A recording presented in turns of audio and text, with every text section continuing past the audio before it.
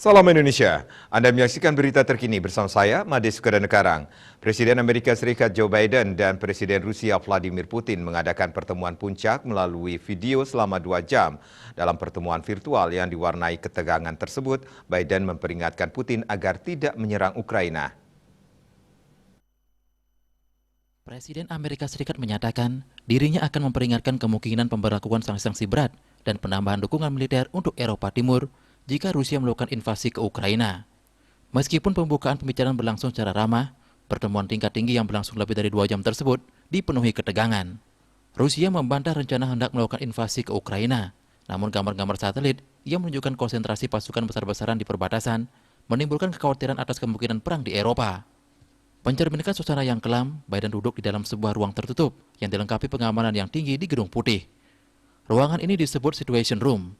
Sebaliknya, Biden mengadakan KTT video serupa dengan Presiden Tiongkok Xi Jinping 3 minggu lalu di ruang Roosevelt yang lebih semarak di mana para jurnalis diundang untuk menyaksikan menit-menit pembukaan.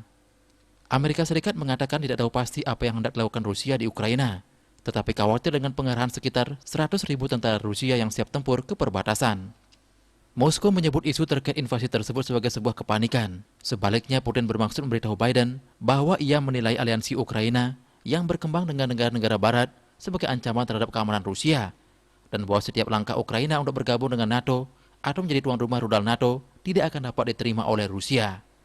Meskipun Ukraina hampir tidak dapat bergabung dengan aliansi militer pimpinan AS, Putin menginginkan jaminan hukum bahwa hal itu tidak akan pernah terjadi. Juru bicara Kremlin, Dmitry Peskov, mengatakan Rusia tidak pernah berencana untuk menyerang siapapun.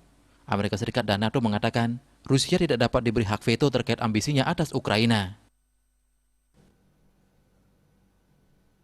Untuk mencegah penyebaran COVID-19, ingat pesan Ibu selalu terapkan 3M, wajib memakai masker, mencuci tangan, jaga jarak, serta hindari kerumunan. Dengan penerapan perilaku 3M, Indonesia segera terbebas virus corona menuju Indonesia maju. Update terus informasi Anda dengan subscribe dan like YouTube channel Bali TV @newsbali TV. Tetaplah bersama Bali TV. Salam Indonesia.